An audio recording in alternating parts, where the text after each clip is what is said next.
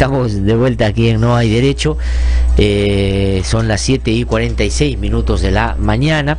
Lo anuncié antes de irme a la pausa. Está ya aquí en nuestros estudios Marisol Perestegui, ustedes la conocen bastante bien. Ella ha sido ministra de Justicia, ha sido congresista de la República. Ella es actualmente es parte de la directiva del Partido Popular Cristiano, que, como ustedes saben, también está o va a participar en las justas electorales de octubre a nivel nacional, en las elecciones municipales y regionales, y ha tenido la gentileza de venir esta mañana para conversar de distintos temas. Vamos a hablar, por supuesto, algunos que están más vinculados al ámbito de la política. Hay algunas porque además su especialidad y su interés en los últimos tiempos ha estado centrado también en eso, en el ámbito de la reforma en materia de justicia, que está enteramente vinculada a lo que claramente la gente espera, que el sistema político también cambie de manera ojalá significativa.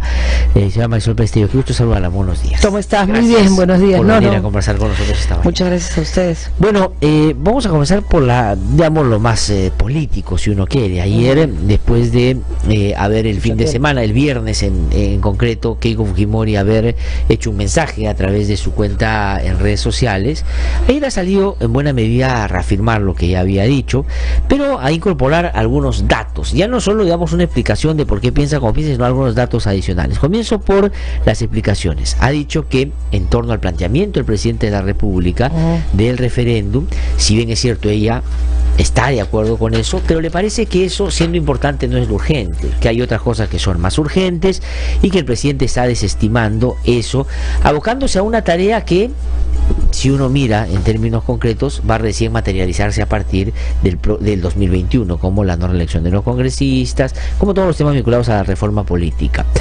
¿Qué opinión tiene sobre eso? Es decir, la gente ayer en una encuesta dice que el presidente, más bien por hacer esas propuestas, se ubica mejor políticamente, y Keiko más bien del otro lado dice que eso no es importante. ¿Cuál es su opinión? Bueno, yo creo que primero acá hay un juego de fuerzas, ¿no? Ajá. La señora Keiko lidera el partido político del que depende en buena medida que se dé o no se dé el referéndum de este año. O sea, eso es un hecho. Sí. Puede gustarnos, puede parecernos un atropello, pero es un hecho. Adicionalmente, salvo que fuéramos por el camino de las firmas, pueden oponerse directamente a los planteamientos sin siquiera debatirlos, es decir, no plantear una alternativa, que es lo que aparentemente parece que ha dicho el 23, y entiendo que ayer también. ¿Por qué? Porque una de las posibilidades es que la votación del referéndum se dé con la segunda votación de las elecciones regionales y municipales. Sí. Y es a finales de año, ¿no es cierto? Que es a finales de año, y que a mí me parece que en los tiempos de la justicia, no hablo de la reforma política, hablo de los tiempos de la justicia, es el tiempo que debiera ser. Es decir, no tener que esperar hasta marzo para reformar el CNM, ni para hacer una reforma al sistema de justicia que se suponga modificaciones constitucionales, y hacerlo en noviembre.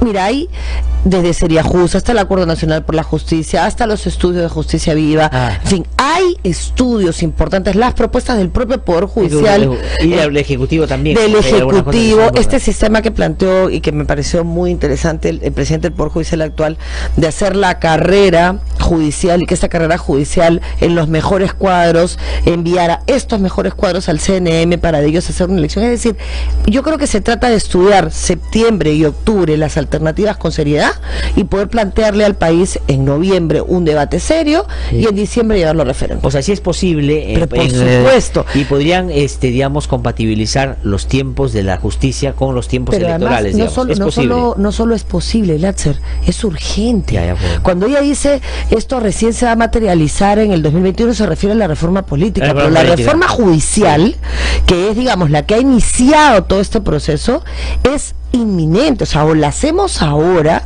no tenemos CNM, no podemos ratificar jueces, y Nostroza no se puede ir, tenemos un Ministerio Público que ella respalda, y no se da cuenta que acá no se trata de la persona de Chávarri, no se trata del doctor Chávarri, se trata de que el procedimiento por el que él accedió al Ministerio Público, un poco a trompicones, en medio de un serio cuestionamiento por haber negado una visita que efectivamente llevó a cabo, que no es un tema político, es un tema de una reunión con periodistas para garantizar, digamos, un ascenso.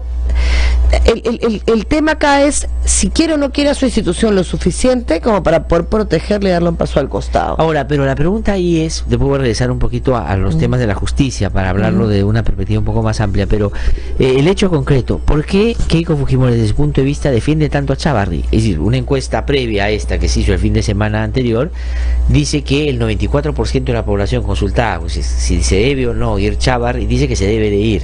Sin embargo, ella se ubica en el 6%, pero no solo eso, lo defiende y dice no importa si ese punto de vista que está expresando es a contracorriente, porque ella considera de que lo que ha pasado con Chávarri no amerita una salida del Ministerio Público. En términos políticos, ¿por qué ella cree usted que defiende y se la juega tan abiertamente por él? Yo no, mira, yo en realidad lo que creo es que ella está equivocando su discurso. Primero porque no está entendiendo que esto para el Perú es definitivo, Glatzer. Esto no se trata de cuál es mi posición frente al Poder Judicial o al Ministerio Público actual. Yo no tengo nada personal contra el doctor Chávarri, solamente creo que le hace daño a esa institución manteniéndose ahora en el cargo, habiendo sido elegido como fue elegido, por personas que tienen los severos cuestionamientos que tienen.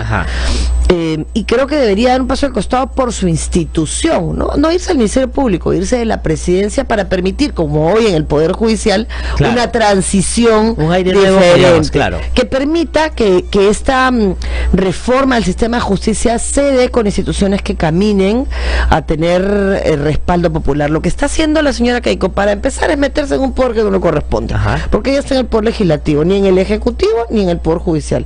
En el Poder Judicial las decisiones se tienen que tomar dentro. Mi recomendación respetuosa al doctor Chávarri es que den paso al costado, porque su institución, que venía muy bien con Pablo Sánchez, y que, digamos, se había logrado salvar tanto de Lavallato como de incluso la presencia de Nostroza y sus adláteres, ha terminado, gracias a la forma como él asume, al no haber jurado frente al presidente, al haber tenido 2 votos y el tercero de él, al haber permitido que todo esto se dé, lo que ha generado es que el Ministerio Público entre al mismo lodo. No, de acuerdo, pero digamos, la preocupación sigue siendo la misma. Entonces, Keiko Fujimori ella tiene que explicar porque ella no está hablando a título personal, porque ella cuando dice efectivamente por la relación que usted menciona antes, maneja el Congreso. Sí, claro.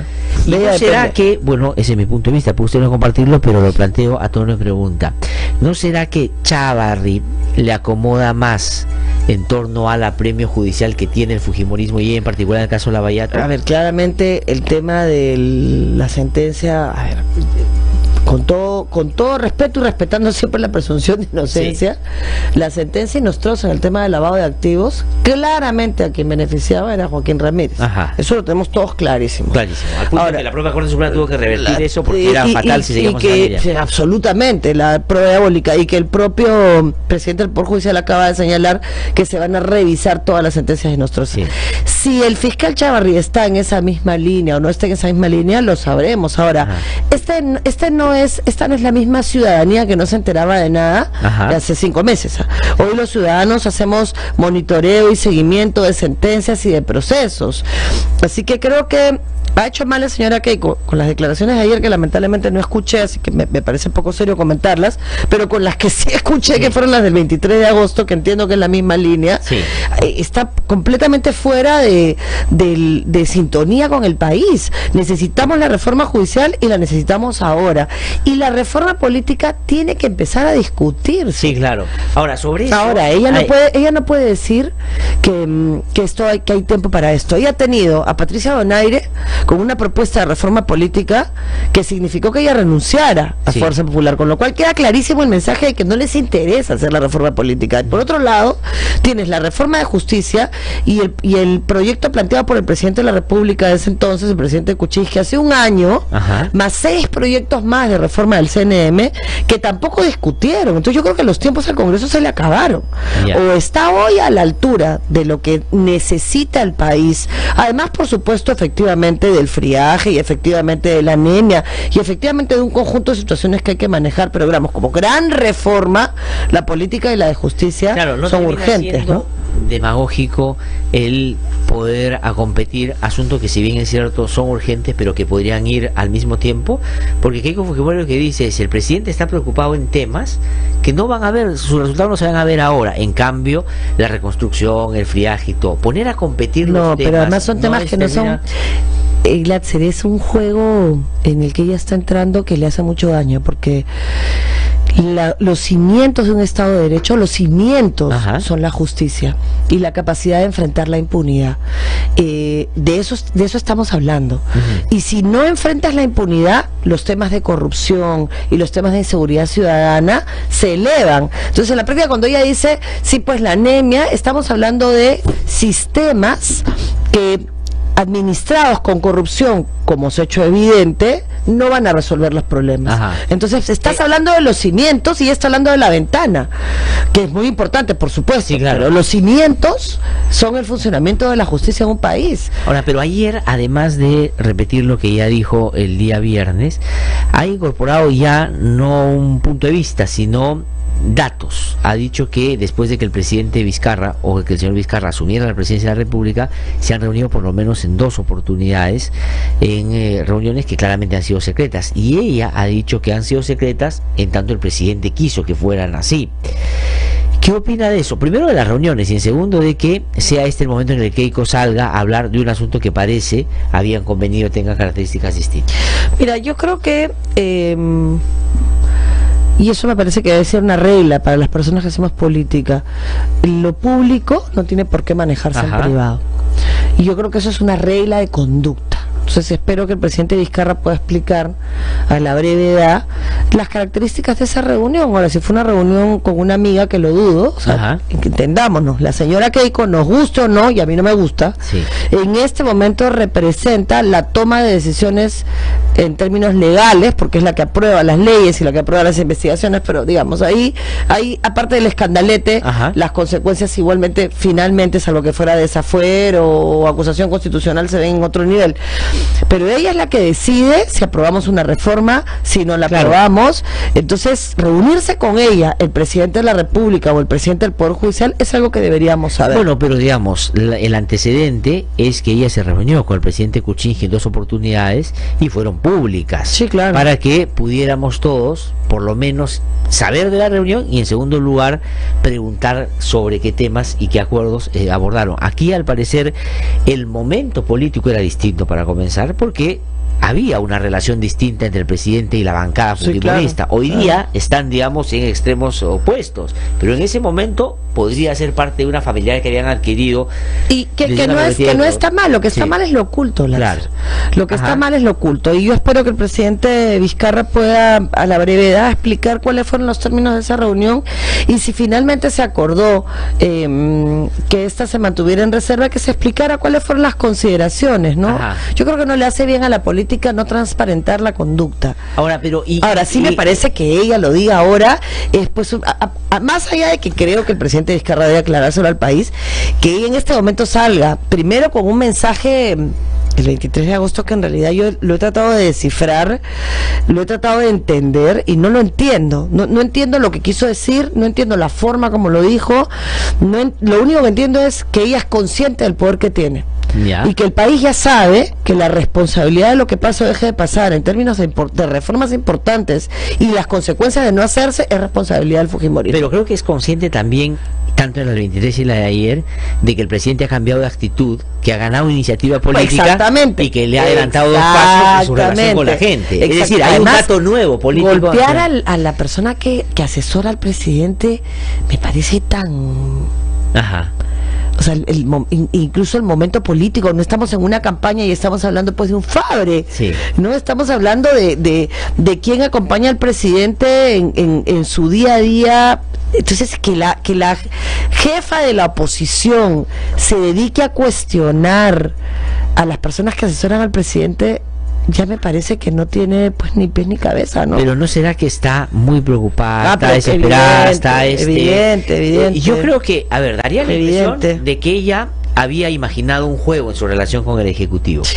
Y de un momento a otro digamos, el presidente ha hecho unas movidas que ella no esperaba. El presidente ha hecho lo que tenía que hacer, el presidente ha tomado el control, Latzer. Si lo que le ha pasado a este país los últimos años es que no teníamos quien manejar el timón. Sí. Todo el mundo sabía dónde quería ir, y eso incluye, por supuesto, un montón de ministerios que podían tener claro hacia dónde ir, o autoridades de distintas naturalezas que sabían a dónde ir, y nadie que agarrar el timón. Esto dicho con cariño y con respeto al presidente, claro, al presidente Kuczynski, pero sí pues se equivocó, o sea, nos faltó rumbo. Claro, pero cuando enmienda, digamos, la ruta, pero es que cambia de dirección. A ella le molestó. A ella le molestó. Porque, claro, y sale, digamos, ¿cómo políticamente evaluaría? Ya no digo los detalles ni lo que dijo, sino la actitud de salir ahora claramente a confrontar, porque le ha dicho al presidente de la República: presidente, usted está haciendo demagogia, usted está haciendo populismo, no lo vamos a acompañar en eso, bueno, así me cueste, ha dicho, popularidad, porque ha dicho, no importa, yo sé que esto no es popular lo que voy a decir, pero tal. Y claro, no es popular, en tanto las encuestas lo dicen. El presidente está en 46 y ella está en 14, sí, creo que está ahora, ¿no? Sí. Está bajando rápidamente.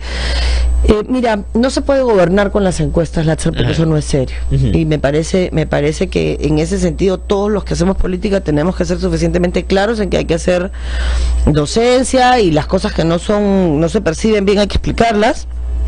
Pero aquí no estamos hablando de lo que ella quiera. Acá estamos hablando de un poder judicial que está socavado en sus raíces, y a partir de esto tienes linchamientos indebidos, tienes justicia en mano propia, tienes venganza privada, tienes chapa tu choro, tienes roba pero hace obra, y si eso no le está reventando en la cara, es porque ella está pensando en cosas mucho menos importantes para el país, quizás más importantes para ella, como los procesos respecto de los cuales están pendientes posiciones de parte del Poder Judicial, del tema del lavado de activos, y yo honestamente creo que le haría bien al país que ella se desmarcara de sus procesos personales y de partido, y permitiera que el país entrara a esta transición mirando al bicentenario, de replantear la estructura política y la estructura judicial. Yo creo que están muy en la cosa chica. Yo creo que diría usted entonces que está razonando de sus propias situaciones. Está razonando desde sus propias preocupaciones personales y en lo inmediatito, o sea, en los procesos que tiene, quizás un poco más mediato, en cuánto puede impactar esto a su partido, y mirando sus posibilidades al 2021, y está pensando en cualquier cosa menos en el Perú. ¿Será que a mí me enseñaron en política que se actuaba diferente? Primero era el país, después era el partido, y al final era lo que uno quería. Entonces su razonamiento, enfrentar al presidente de la República sin perdiendo respeto a lo que el cargo significa. Vamos a ver, un momentito, ese presidente de la República. No, más un presidente que acaba, como usted bien dice, de entender el encargo, es decir, de hacerse cargo del país, y equivocadamente o no plantear un rumbo que, claro, uno puede discutir, pero que la iniciativa ya la tiene. Yo discuto muchas de las propuestas legislativas, sí, ¿no? O sea, pueden no gustarme, pero me parece bien que por fin se ponga sobre el tapete el debate sobre la bicameralidad en un país subrepresentado, en el que evidentemente los debates, por ejemplo, para el presupuesto de la República, de la ATSER, se negocian con puentecitos y con que es lo que se ha conocido últimamente. Pero quería preguntarle sobre eso, y si es que lo que ha dicho Keiko Fujimori es el anuncio de la resistencia de su bancada a las reformas y al referéndum en particular. Saquemos firmas, pues. Ese por el lado de insistir con el referéndum, pero hay otra que está todavía en manos del Ejecutivo, y que podría, el otro día conversando aquí con Lourdes Flores, por ejemplo, me decía que ella sí era un poco de la idea de que este es el momento de una cuestión de confianza. Claramente, ¿sí? Claramente. O sea, ¿usted cree que si este es el anuncio y que no la van a respaldar, el presidente debería estar preparándose para plantear una cuestión de confianza? Pero yo creo que eso es un hecho.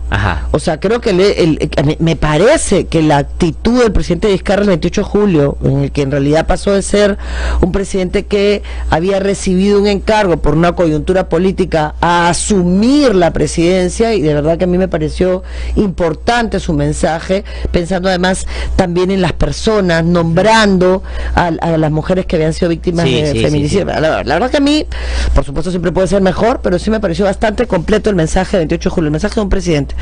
y sus conductas siguientes también buenas. Creo que deberíamos de explicar este tema de los encuentros, porque a mí no me gusta no, además, digamos, innecesarios en el sentido de que si él quería reunirse, lo que le convenía a él era hacerlo público. Exactamente. Y decir, el presidente tiene la voluntad de hablar con la líder de oposición sobre estos puntos, salir de la reunión, nos hemos puesto de acuerdo en esto. Totalmente.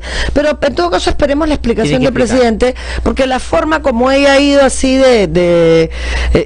tratando de proteger a Chávarri, según entiende al doctor Chávarri. Cuando le hacen la pregunta y le dicen, usted defiende a Chávarri, y él dice, bueno, es que ¿por qué? Porque no dijo sobre una reunión con periodistas, ocultó. No, mintió. El tema es mintió. Dijo, mintió.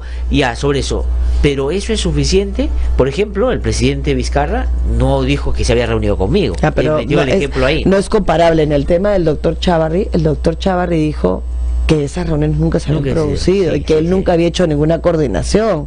Y después incluso ha justificado que él no dio, y eso es muy grave. Yo puedo entenderlo, ¿no? Sí. Pero no, o sea, digamos, claro, pero está dañando a su institución. Pero el fiscal Chávarri no es contra Chávarri. Yo no tengo nada personal. Claro. Es, oye, la institución necesita una cara, necesita una cara que no tenga cuestionamiento. No, pero Keiko Fujimori, a eso me refiero. Ayer sale con la clara intención de liberar al presidente. Totalmente. O sea, no es que se le escape la conversación. Le pregunta y dice, uy, se me escapó, y el periodista le pregunta, no, ella va y dice, hoy día yo he salido, no lo dice así, pero eso es lo que trata de decir, hoy día voy a decir, a ver, el presidente, pues como se arregló 2 veces, que salga y explique por qué quiso que sea secreto. Sí, no. O sea, lo ha develado, lo ha delatado, y el presidente va a tener que explicar ahora. Y me parece bien, me parece necesario. Ajá, me parece necesario. Sí, ahora, claro. Otro de los temas, Marisol Pérez Tello, que se ha discutido por estos días, es la situación de los migrantes venezolanos en el Perú. Terrible. Es terrible en el sentido de que demagógicamente se puede utilizar este tema para tratar de buscar un rédito político, digamos, con actitudes que claramente pueden ser xenófobas, ¿no? Pero por otro Porque lado, además lo que está pasando en Venezuela no es un tema de migrantes, es un tema de desplazados, un la gente éxodo está huyendo de la muerte. Digamos, digamos, ya algunos hablan, dentro de los que yo me incluyo, que esto ha sobrepasado lo que es una crisis inclusive humanitaria. Sí, este ya es un asunto mucho más grave. Pero la pregunta es, por un lado, claro, hay una preocupación. El gobierno ha tomado una decisión, ha dicho ahora se les va a pedir pasaportes para que entre, luego ha retrocedido, porque el canciller ha dicho que con cualquier documento de identidad que tengan pueden finalmente pasar la frontera. Pero ¿cómo se administra ese tema políticamente y legalmente? Porque también hay que verlo en el Perú, sí, claro, para ordenar estas cosas. Claro, mira, yo creo que hay acá 3 aspectos. El primer aspecto es el aspecto del ciudadano. Ajá. En el tema del ciudadano yo puedo entender que hayan personas que estén preocupadas por sus trabajos, porque muchos de los venezolanos están mucho más calificados en realidad para las labores a las que se están presentando que peruanos, y entonces los están prefiriendo. Yo puedo no justificarlo, pero puedo entender el miedo. Ahora, eso tiene una explicación que quiero hacer para los oyentes, ¿no? Porque eso me preguntaban el otro día también por las redes. Porque los que están pudiendo salir de Venezuela son los que tienen alguna posibilidad, sí, claro, y algunos de ellos son profesionales, sí, claro, algo de recursos han conseguido para salir. Los que no pueden salir no es que se queden contentos en Venezuela, sino no pueden salir.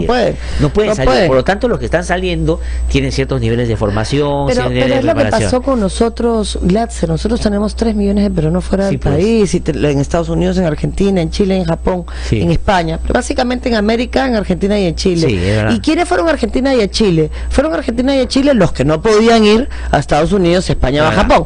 Entonces, ¿quién es el Argentina? El número de peruanos privados de libertad, presos, que cometen delitos es altísimo.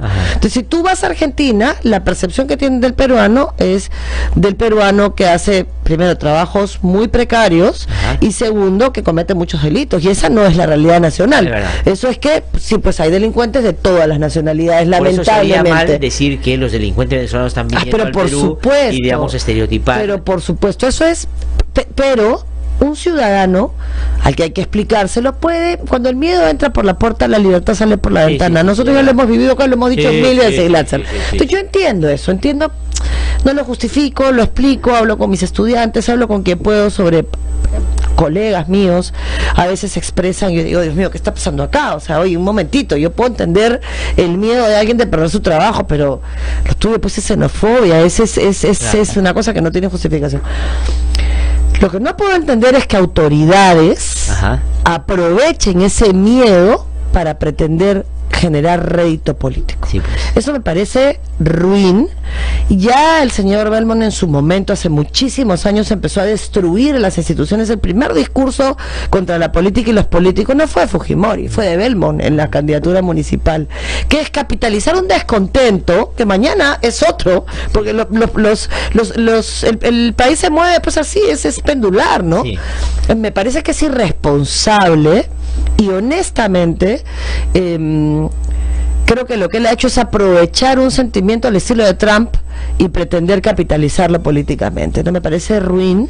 No, y además, digamos, yo siempre he dicho que lo que hay que hacer desde la política es docencia. Exactamente. Por supuesto. Ahora, por ejemplo, a esa lógica se ha sumado Urresti, que acaba de sacar un video el fin de semana hablando de estos temas también y diciendo que esto no puede pasar. Cuando la ventaja es que dos populistas poco serios e irresponsables están peleando un público que además es un electorado que se va a dar cuenta inmediatamente que lo que están pretendiendo es utilizar su miedo y llevarlos a las narices. Y yo espero que el sentido, mira, no podemos sabernos, nada puede llevarnos a dejar de sentir un poco de dolor por el otro. O sea, la evidencia de lo que están pasando los venezolanos, la evidencia es que lo mínimo que podemos hacer por ellos es tratarlos como nos gustaría que trataran a los 3 millones de peruanos que están fuera hoy. A muchos peruanos cuando se fueron a Venezuela en la época de los 80, en la época de los 90. Es decir, hay un antecedente muy concreto. Mira, todos hemos estado tan orgullosos de todos los peruanos que estuvieron en Suiza en el partido antes del Mundial. Sí. Y te acuerdas de las bromas que estaban alrededor de eso, que decían eso es gracias a García que todos se fueron. Eso es verdad. Sí. En el 80-85 la gente se fue del Perú porque los precios se multiplicaban por 20 o por 30 de un día para otro. Y toda esa gente que se fue en condición de migrante. No llegamos a tener el éxodo que tiene estos desplazados que tiene Venezuela, pero nos fuimos y nos regamos por el mundo. Y lo mínimo que les podemos pedir a los peruanos hoy es que traten a los venezolanos como en muchos lugares se trató a los peruanos, sí, con cariño. Además, no es que los venezolanos vienen y le quitan el trabajo a la gente. No están generando. Si hay un peruano que opta por pagarle la mitad de lo que le paga a un peruano, a un venezolano por el mismo trabajo, no es problema venezolano, es problema peruano que, digamos, es un abusivo. Entonces hay que ver esa perspectiva también. Termino preguntándole por otra cosa. Mañana se cumple un año más de la entrega del informe final de la Comisión de la Verdad y Reconciliación, y muchos de los temas que hoy día hemos conversado y conversamos siempre todavía dan cuenta de tareas pendientes, ¿no es cierto? Sí. ¿Cuál es su reflexión en torno a... Te agradezco mucho la oportunidad de hablar de estas cosas, porque me permite decirle a la señora Keiko Fujimori y a su bancada que hay 2 tareas pendientes en el Congreso que ellos podrían resolver urgentes. Primero las urgentes y luego a la reflexión, que es lo que me gustaría terminar, si me lo permites. Sí, claro. Hay 2 proyectos de ley en el Congreso que son urgentes. Uno que busca resolver un problema mucho más urgente, por supuesto, que es el tema de la búsqueda de desaparecidos con carácter humanitario. Hasta ahora, la búsqueda de desaparecidos se hacía por una investigación fiscal. Sí. El fiscal estaba investigando, encontraban una fosa y bueno, se podían demorar 4 o 5 años en identificar los restos. Solo les pido que se pongan en los zapatos de una madre que está buscando a su hijo por 20 años, que de pronto encuentra los restos y tiene que esperar 5 años más para que hagan el ADN. Pues, mamá Angélica murió sin dejar su ADN. Sí, pues. Y ya ha sido sentenciado. En algún momento se encontrarán los restos del cuerpo de Arquímedes y sin el ADN esperemos que se puedan identificar. Ella también cumple mañana, ¿no?, un año de fallecida y va a haber una ceremonia, un homenaje en El Ojo que Llora, que también sobre eso te quiero hablar. Bueno, ¿y el otro tema cuál es? Esta norma, este es el proyecto de ley que en realidad no es de desaparecidos porque ya se aprobó, sino del banco genético. Claro. El proyecto de banco genético está aprobado, está en cuarto intermedio, y yo les pido a los fujimoristas y les pido al resto de bancadas que por favor lo discutan y lo aprueben a la brevedad, porque eso va a permitir que las 15.000 familias que siguen buscando a sus hijos y a sus hermanos que están desaparecidas en el país, puedan identificarlas y puedan dejar su ADN. Las señoras ya tienen 80 años y están falleciendo. Muriendo, por lo menos que dejen sus datos genéticos para que exista la posibilidad de que en algún momento sus hijos o sus nietos los puedan enterrar. Ese es uno. Y el otro es corregir la ley de cementerios. El famoso llamado mausoleo, mal llamado mausoleo de Comas, que es un homenaje a digamos, es una ofensa a las víctimas, es una ofensa a las víctimas, se puede derrumbar con una orden judicial, y los jueces no quieren. Yo acompañé al alcalde casi un año, y bueno, ya él... El intento de hacerlo. En el intento, lo que pasa es que la ley de cementerios dice que solamente puedes trasladar los cuerpos. Él podría tumbarse Claro, no es un asunto básicamente de traerse abajo el lugar. Lo puede, lo puede hacer porque ya tiene la resolución administrativa, pero ¿qué hace con los cuerpos? Entonces, para trasladar los cuerpos, la Corte Interamericana dijo cómo tenía que ser, respetando que ellos fueran trasladados a un lugar digno. Que ya está, digamos, por separado, sin hacer un homenaje a esto, porque no hay nada que homenajear a ¿Una ley? La ley de cementerios. ¿Por qué? Porque la ley de cementerios dice que para trasladar el cuerpo o es con permiso de la familia o por orden judicial. Obviamente la familia no va a dar la autorización. Claro, quiere que se mantenga. Y ningún juez en lo que va de más de un año y medio lo ha dado. Primero, el juez de la zona lo mandó al juez que tenía el caso, que es el que entregó los restos. Después la sala dijo, un momentito, yo estoy llevando un proceso penal, ya te di los restos, ya entiérralos. Se pelotearon. No la ejecución ya esa sala, pelotearon. El asunto es que no lo dieron. O sea, el asunto concreto es que nunca lo dieron. Y hasta que lo dé el Poder Judicial con todos los problemas que tiene, olvídate. Entonces, ¿qué hicimos? Planteamos una reforma legislativa de la ley de cementerios que diga que es el juez, que es el familiar, o en el caso de una orden administrativa de demolición, que es el caso, y que seguramente hay muchos otros, en los cuerpos, respetándose el traslado y siendo responsabilidad de la administración pública, notificando a la familia, claro, un proceso. Puede hacer. Ya está. Eso tiene 6 meses. Y entonces está en manos de ellos. Y lo otro que quería, eso es lo urgente en términos legislativos. Y a propósito de mañana, Glatzer, pedirle a la gente que respete el espacio del ojo que llora. Que ha sido atacado más de una vez. Pero porque por desconocimiento, Glatzer, hubo una sentencia de la Corte equivocada que quería hacer lo mismo que está pasando con este monumento en Comas, que es una ofensa. Que a propósito de la matanza de Castro, lo que hizo fue ordenar que los nombres de las personas que fueron asesinadas en Castro se pusieran en el ojo que llora. La propia autora del ojo que llora y todas Nina Mutal y las víctimas dijeron, oye, un momentito, esto es un lugar de víctimas. Para ser víctima en el Perú, según el artículo 4 de la ley, no puedes haber sido sentenciada por terrorismo ni haber sido procesada por terrorismo. Y a una verdadera víctima lo ofende estar al lado de un victimario. Y entonces se retiraron esos nombres, pero la gente se quedó confundida. Digamos, inclusive, si es que pusieran los nombres, cosas que no deberían, digamos, no puedes ir y querer destrozar el... pero además se sacaron esas piedras, se sacaron esas piedras, o sea, en el ojo que llora, y podrían ir y revisar. Y mañana va a haber ahí mañana va a haber un homenaje a las 5 de la tarde, no sé si en la mañana va a haber un homenaje, pero en el de las 5 de la tarde yo sí voy a estar, porque me ha invitado su familia, que es el homenaje a Mama Angélica, que no solo es una mujer que alimentó a todos los niños huérfanos de Ayacucho en los años 80, sino que además es una mujer que nos demostró que buscó a su hijo Arquímedes hasta el día de su muerte.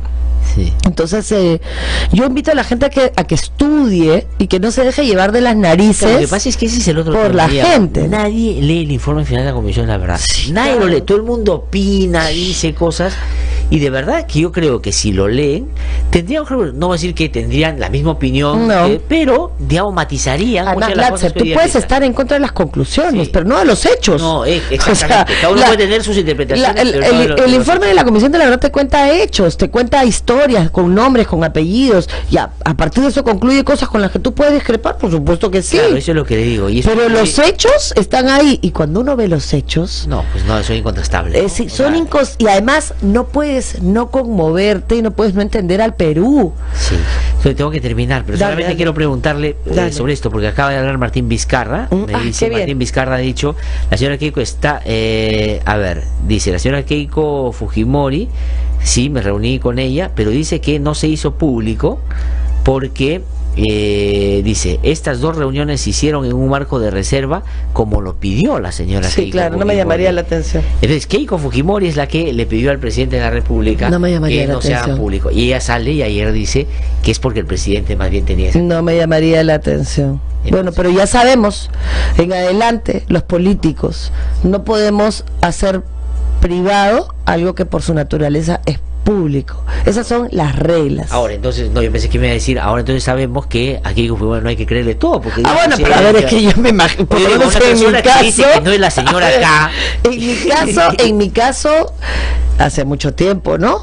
Pero como soy respetuosa de que todavía exista gente que considera el fujimorismo una opción política, yo trato de no estigmatizar. Yo lo que creo es que la señora Keiko se está equivocando, y se está equivocando en perjuicio del Perú, no en perjuicio de ella, que bueno, eso sería su decisión, en perjuicio del Perú. Y cuando esas cosas pasan, uno no se puede callar. Uno tiene que salir y empujar. Yo estoy empujando la reforma del sistema de justicia porque creo que es mi deber. No, porque además, digamos, la justicia es central. Pero ahora vamos a entrar aún a ver quién tiene la razón, el presidente o Keiko, y en eso vamos a estar toda esta semana para atribuirle a uno a otro el haber mentido o el haber dicho lo correcto. Pero en fin, Keiko Fujimori. Bueno, pero a ver, el presidente aquí tiene que asumir su responsabilidad. No, sin duda. No puede ser público es público. No, ella me dijo que era lo privado, público yo fui. O sea, un presidente de la República. Lo público habla es con público. alguien y ese alguien le dice, oye, Ya no le está. digas a nadie y tú le haces caso. Lo público es público. Es verdad. Punto. Muchísimas gracias. Gracias a ti.